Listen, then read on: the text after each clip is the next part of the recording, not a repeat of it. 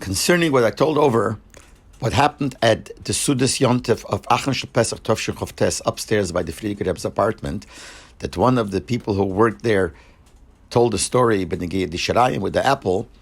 So someone else who was there at the same time tells the story a little bit different. And the Kudah is the same, but he tells the details different.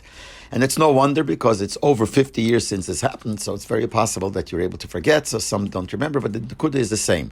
But I want to tell over the way this person tells the story. The Rebbe sat on his place, which is on the left side of the Friedrich Rebbe's chair. Right next to the Rebbe sat Reb Zalman Teibel. That's what he says. He was far removed, but he sat the one next to the Rebbe at that time. Across the Rebbe sat Rashag, and next to Rashag sat Rabbi Simpson. Pesach, they used to put down apples for dessert on the table, but no one ever ate it because the Rebbe didn't eat it. But this time, by this Suda, the Rebbe noticed that Rashag was saying something to Rabbi Simpson. So the Rebbe asked, what are they talking about? So Rashag said, he's telling Rabbi Simpson to eat. He's not eating. So the Rebbe said, Ei Bazei, he took an apple, cut off the top third, and from the apple itself, he ate from that apple.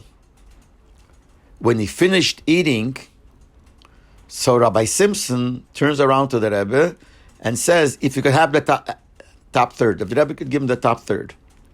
So the Rebbe, like with a smirk, said to him, this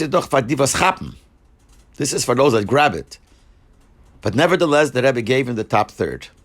And then the Rebbe took another apple and he put it down on his plate, which seems to be that he put it down for the plate. For those people who want to take, they should be able to take that apple.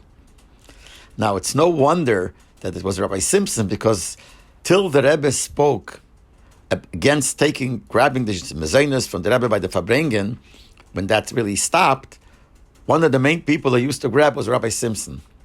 He sat right behind the Rebbe, so as soon as the Rebbe stood up to walk out, he would run over and grab some of the cake. And then later, when the Rebbe spoke about it, that stopped. So since he did it, so it makes sense that here in this case, he asked the Rebbe that the Rebbe should give him, because obviously he felt that it's a good idea to take Shirayim, so he asked the Rebbe to give it, and the Rebbe actually gave it to him, but made the comment that this is for those that chap, those that grab. But nevertheless, the Rebbe took another apple and just put it down on his plate, didn't eat it, but he put it on his plate and he left it on his plate. That's the way this other person says he saw. He says he was standing right behind the Rebbe on the side of the Rebbe's right shoulder, and he said this is what he saw the whole thing. But again, this happened over 50 years ago, so we don't know the details, but the general idea seems to be correct.